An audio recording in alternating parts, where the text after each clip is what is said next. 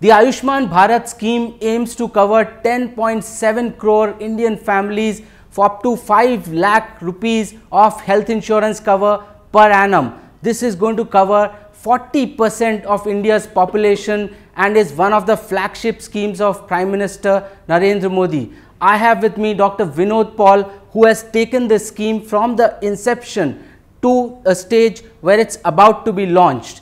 Dr. Vinod Paul, thank you for joining us.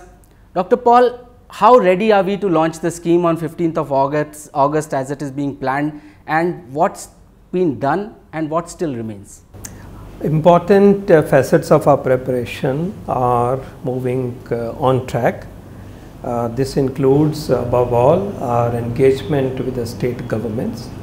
At the last count, 20 states have signed a memorandum of association with us, and the agreed method of implementing the scheme has found favor, and we are on board with the state governments. That's the most important part. In addition, several of the tools that are required, hospital empanelment tools, the packages and their respective rates, the IT system that will drive, and so on. So several of those preparatory steps have also been encompassed. A very important part of our preparation has been to be able to reach out to the potential beneficiaries, and for that multiple channels are being used, but a very major activity took place on 30th of April when Ayushman Divas was celebrated, and at the village level Gram Sabhas were energized. People came in and they spotted their names on the SECC database list based on the criteria of the criteria. They will be the potential beneficiaries. You think beneficiaries know where that they are covered under? So we are very happy to state that in the rural areas, we have reasonable assurance that most beneficiaries are identifiable, and an early communication, early connect with them as a whole has been done. The same exercise is now going on in the urban areas. What still remains? What is still that is from now till 15th August? What is it that you are working on? Above all, requesting the other states who have not yet signed the memorandum of association. Well, the 20 have signed. Yeah. Several states are in their final processes of preparing the ground to be engaged with the scheme, which means cabinet approvals of respective state governments. Some states have not communicated their readiness at the moment, but we have not yet got a no from anybody. Okay. There are some states who are taking time to give us a final signal, but there is not a no from any particular state. One of the fears, Dr. Paul, in any government scheme has been that it is launched very often half prepared, half baked. How confident are you that this scheme is not going to face the troubles that, for instance, GST is faced? Well, I think we learned some lessons from GST in terms of solid preparation that must go into it, and we have been mindful of the fact that our preparation should be very effective, and it must encompass all the domains that make a difference to between a good implementation and a half-baked implementation. So as I told you that in addition to the main pillars that I talked to you about, there has been a preparation in terms of the state governments making their own efforts. We must not forget that most states, 20 plus states, have some experience or the other with running such schemes in a certain way. So there is a whole lot of talent and there is a whole lot of experience available at that level, and the national scheme will be run as a federal scheme in alliance with the state schemes, and both come together and the experience builds one with the other. So there is that level of experience which gives us confidence, and in the states which are greenfield, which are starting this particular scheme without having a base scheme, we need a little more preparation, which also is our parallel track of our work, building their capacity. We are encouraging them to reach out to the states which have done well in terms of previous experience with implementation. We are helping them through program management units, and so on. So it's a collective effort, and we believe that we will be at a point of readiness where with confidence the state will be rolled out to the satisfaction of all. So you're confident that on 16th of August, after the day after you launch the scheme, if a beneficiary goes to any of the empaneled hospitals or private or public, he will get cashless service and he will get full support as far as the scheme is concerned. Well, I think the final and final date for the launch of the mission is yet to be formally declared. That's one part.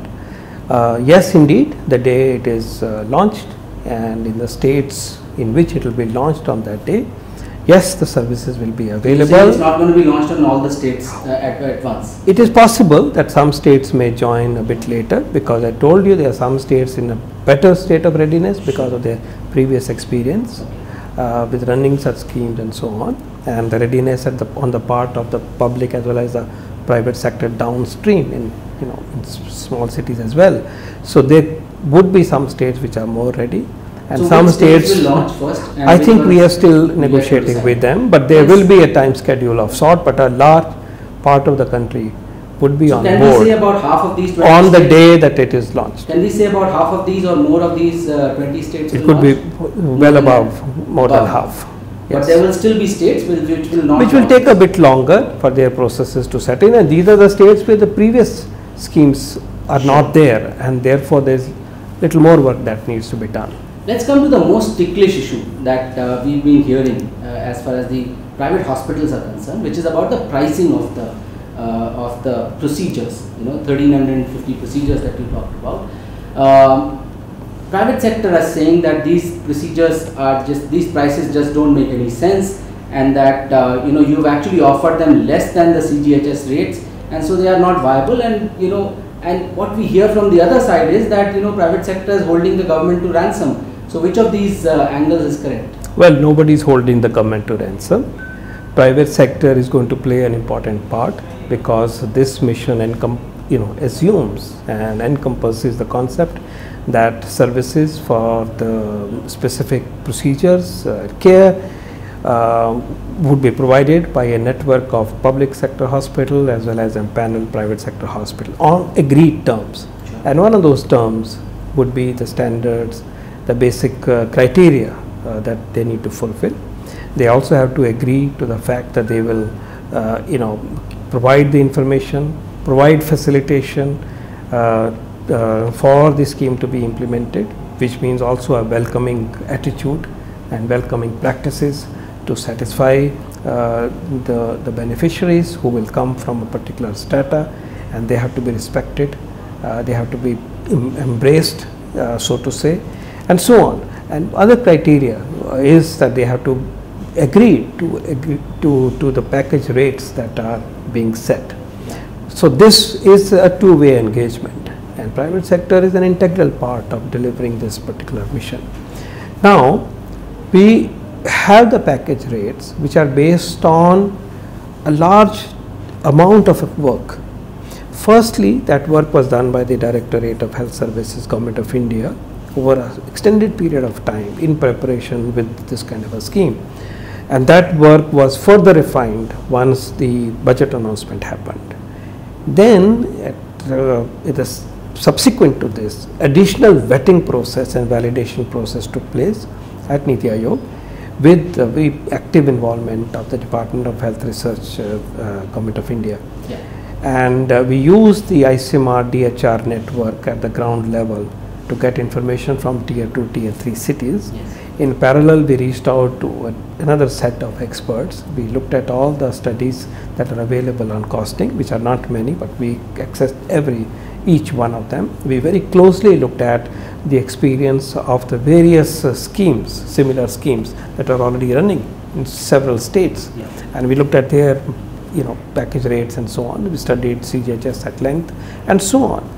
In addition, we were reaching out to a large number of hospitals, almost 60 plus hospitals, and directly on telephonic, a team worked on telephonic conversations and tried to get an idea as to what the rates and what the charges and the are and what their considerations are. Sure. So it is an effort which is holistic. It is an effort which encompasses also bottom-up information of a very significant volume. So with that, at this moment, because actual cost-based studies are only a few, this therefore was based on this kind of a bottom-up inquiry and key informant inquiry of experts.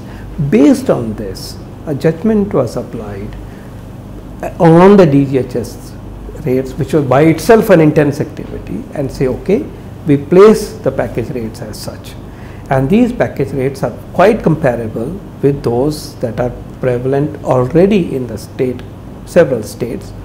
Every state has its own number, so ours is also fitting in somewhere. We must remember a couple of things when these rates have to be interpreted. First and foremost, these rates are for a general ward care. Okay, so if largely the care being provided by a particular hospital is of deluxe or semi-deluxe, then a discount has to be kept in mind. When we look at the CGHS rates, then also the standard CGHS rate is a middle level bed. It must be downgraded because the 10% less would come on that. Then in our ambit of hospitals, to begin with, NABH or any other accreditation will not be a precondition just to capture all the beds that are available. So long as a certain level of care as watched by the system is available, we are willing to accept. And therefore those who have a quality accreditation will get 10% more on the base price. Base so price that's is already 10% less than CGHS, and then we didn't benchmark every package rate to 10% less, but I'm just saying that's how these variations are. 10% if they have an accreditation, then they add 10%. Okay. Then the facilities that are located in the backward Zilas, these are the aspirational district, 115 aspirational districts. There we have 10% more that can be applied to encourage location of the facilities and to incentivize care close to people in the most difficult areas, hard to reach areas. Then the third correction that is also encompassed is to incentivize private sector hospitals that are also training hospitals, teaching hospitals, and providing training to the specialists and super specialists through PG courses or the diplomate national board courses of the National Board of Examination, 10% more for them. On top of this, state governments have their own provision for 10% top up, looking at the conditions within a given state. So the central rate, states can add 10% to that, and then the other caveats also apply. So you are saying that on an average, a private sector hospital can get up to 30% plus the state incentive. In a way, because of NABH accreditation, because of location in backward areas, we are close to people. PG courses that they offer. Yes. So 30%. Because we all believe that this is the way quality services would reach to the people. Okay, and this is the way where states should have some flexibility to be able to look into local adjustments that need to be made. Dr. Paul, has this been conveyed to the private sector? I don't think anybody is aware of this. Well, it is very clearly available and written on our website. They shouldn't have complaints with this. I urge them to read this, and if they seek any clarification, we are there. I'm taking a meeting on 22nd and another meeting. We have reached out to them in several cities. We have been reaching out to providers in tier 2, tier 3 to the best of our abilities. Our lines are open if we are getting email inputs. So I would say on this that it's reasonably close to the way services have been given by the private sector in several states or to the CGHS, and that's where we are broadly. Somewhere we are higher, somewhere we may be a bit less, but there is a reason to explain that variation. Sure. So I don't are we perfect? Are we perfect for all the? No. Yeah. As the time comes, we will understand better. Massive study to get the right cost estimates across the country, particularly tier 2, tier 3, where a lot of action would happen, has already been started by the DHR, ICMR in consultation with other partners including Niti Aayog. So with time we will have lot more data for us to refine this. My appeal to the private sector is think in a broader perspective. Sure. It is a turning point for the health sector of India. It is going in a direction which will change the way poor people and eventually everybody gets health care of great quality. It is a disruptor because it will help make adjustments to the health system itself.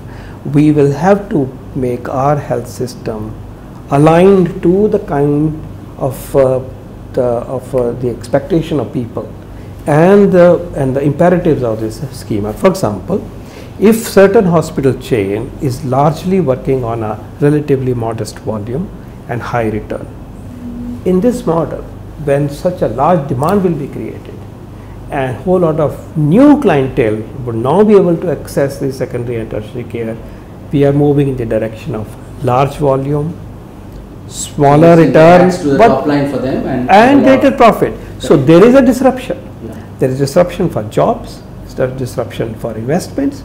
I heard that the UP government is considering 100 hospitals, 2 hospitals in every district in the PPP mode to come up. So there will be changes.